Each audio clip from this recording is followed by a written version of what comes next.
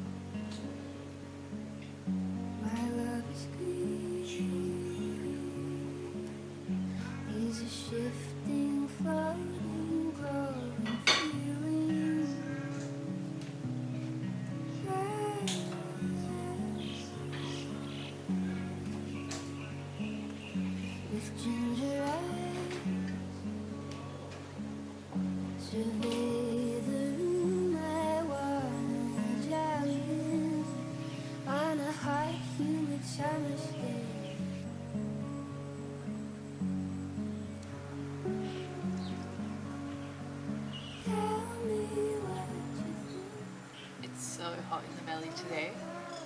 Gusto came back from his lunch break with 2 coconuts, and I just happened to make eye contact with him as he was opening them. He's so kind. He was like, "For you," and I was ran down there, and we were talking in broken Bahasa English, my real poor Bahasa.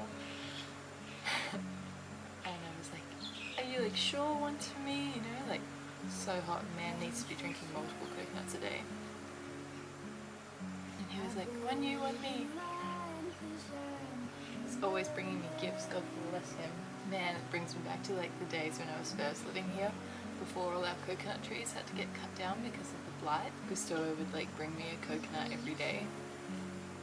Man, I miss this.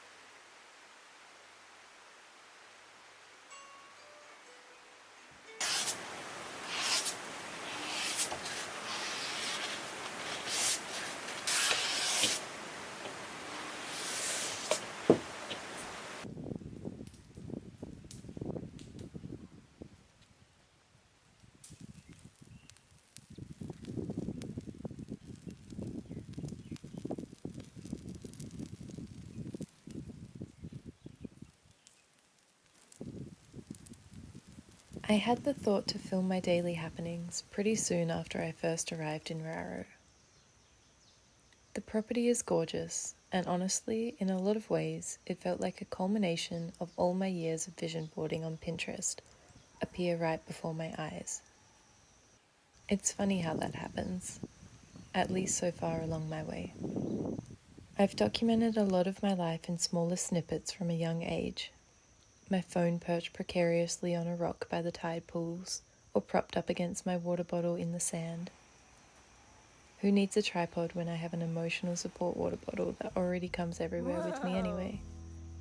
But living amongst the beauty of Happy Valley made me curious about how it would be to document more and piece it all together into something tangible in long form.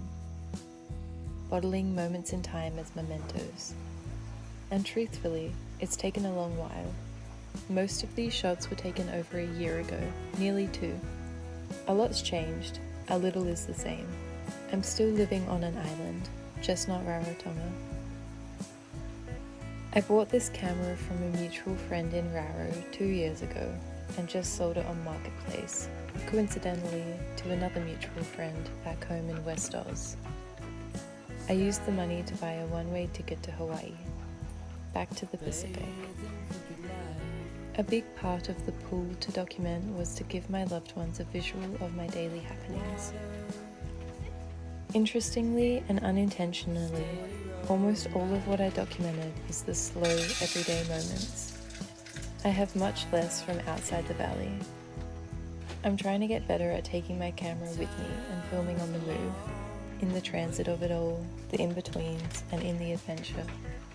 But I've always believed there to be so much magic in the mundane. Some people have a misconception that my life is an endless vacation, that I'll have to come back to the real world one day.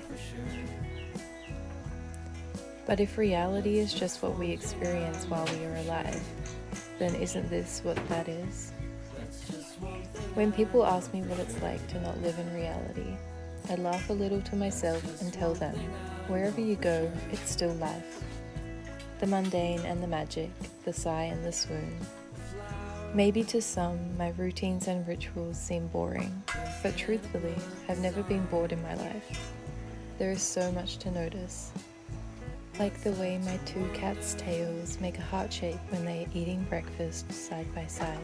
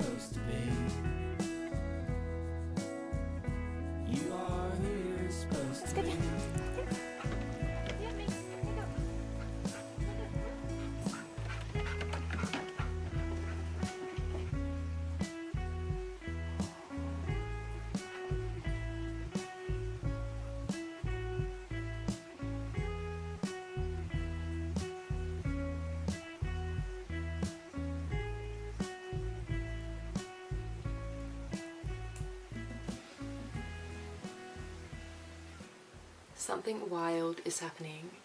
The aurora australis is visible from my hometown, and I'm not there.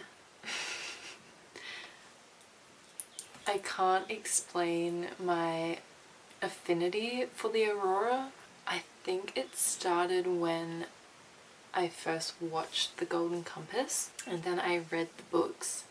And for anyone that knows His Dark Materials, I will talk about this at another date in long form, but for anyone who has read His Dark Materials, just knows the feeling of the idea of this like exploration of the north.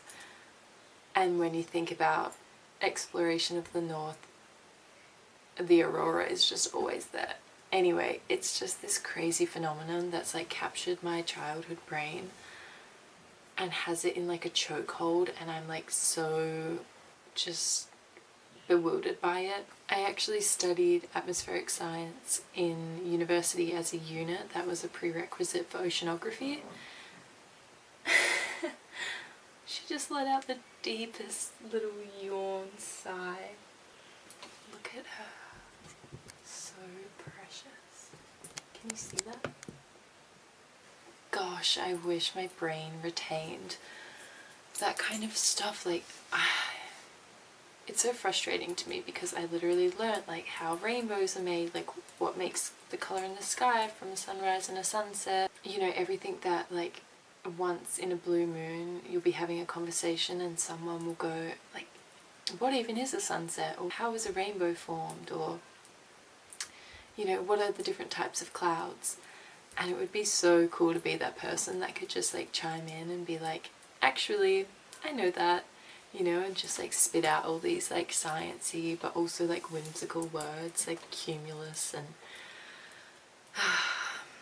alas, it was 2020 and I was living in our beach shack in this small town on the south coast with my dog, which is something that I did in 2018.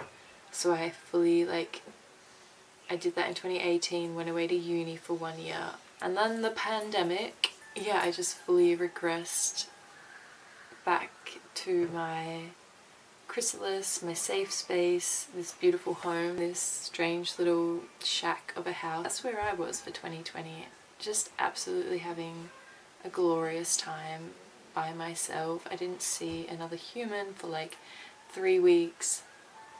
It truly was wonderful, and I know I'm really privileged to be able to say that about my 2020 experience, but I was studying online at the time and just not retaining a thing because it wasn't something that was of utmost importance to me at the time. You know, there was so much else going on in the world and it was cool to still be learning things on the side, but I didn't really put as much emphasis on retaining that knowledge as I wish I had.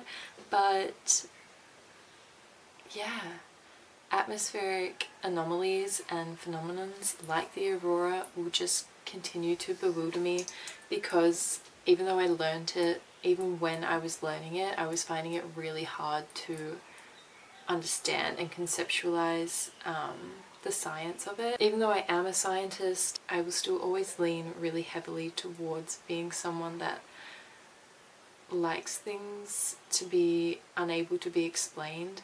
I quite like the idea of things being magical and, you know, not everything can be theorized.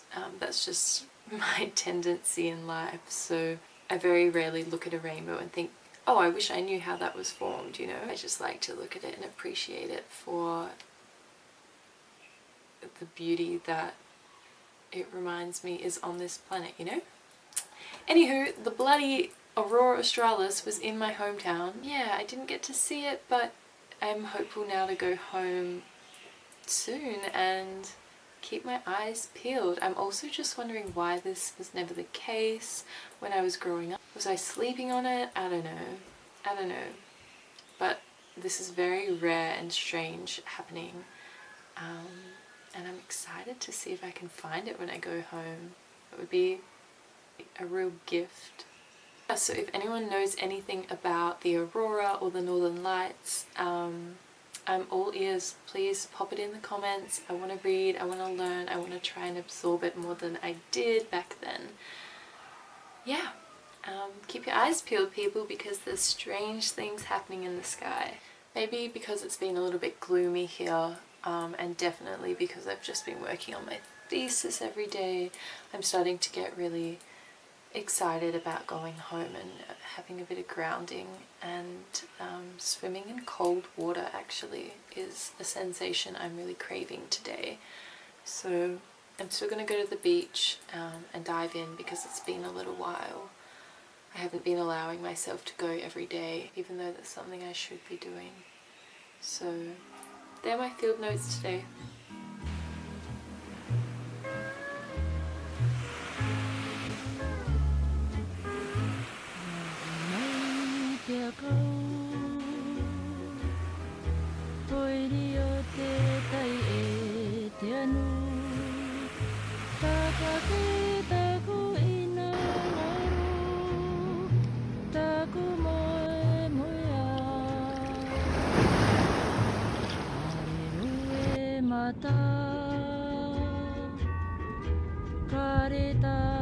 What's going on here?